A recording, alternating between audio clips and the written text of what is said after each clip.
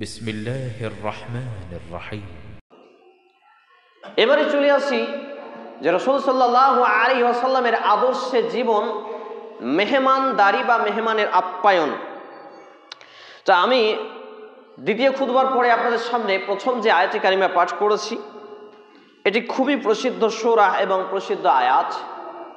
এটি রয়েছে কোরআনুল কারীমের সূরা আল আহজাব 33 নম্বর সূরা 21তম পারা 420 নম্বর পৃষ্ঠা আয়াত নম্বর 21। আল্লাহ রাব্বুল ইজ্জাত তিনি বলছেন, লাকাদ কানা লাকুম ফি রাসূলিল্লাহি উসওয়াতুন হাসানাহ লিমান কানা ইয়ারজুল্লাহা ওয়াল ইয়াউমাল আখিরা ওয়া যাকারাল্লাহা কাসীরা।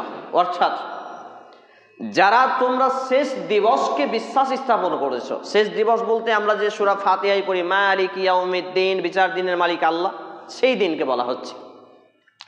তো শেষ দিবসকে যারা বিশ্বাস করেছো বা আশা রাখো যে ফামান ইয়ামাল মিসকালা যাররাতিন খায়রান ইয়ারা ওয়া মান ইয়ামাল মিসকালা যাররাতিন শাররান ইয়ারা। সূরা আজ-জিলজাল 99 নম্বর সূরার 4 এবং 5 নম্বর আয়াত, যে আমি যদি ভালো এবং মন্দ কর্ম করি তাহলে তার প্রতিদান সরিষা দানা পরিমাণ হলেও আমি আপনি দেখতে পাবো। তাহলে আল্লাহ রাব্বুল আলামিন এই আয়াতে কারিমায় কি বলছেন?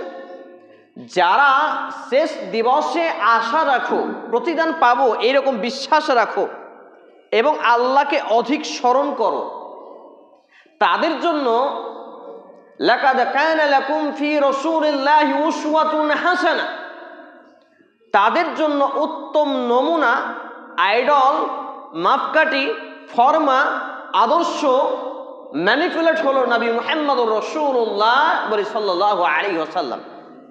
অর্থাৎ আমাদের চলতে বলতে, উঠতে, খেতে, আদান প্রদান, লেনদেন, এভরিথিং, প্রত্যেকটা মোমেন্টে মুসলিম জীবনে যার আদর্শ বিনে কেউ মুসলমান দাবি করতে পারে না, যার আদর্শ ছাড়া কেউ জান্নাত পেতে পারে না, যার আদর্শ ছাড়া তার কোনো ইবাদত কবুল হবে না, যার আদর্শ ছাড়া তার ভালো মন্দ কোনো কর্ম আল্লাহ রাব্বুল আলামিন বিবেচিত করবেন না, যার আদর্শ ছাড়া সে প্রকৃত অর্থে মানুষ বলেই গণ্য নয়, তিনি হচ্ছেন মুহাম্মদুর রাসূলুল্লাহ সাল্লাল্লাহু আলাইহি ওয়াসাল্লাম।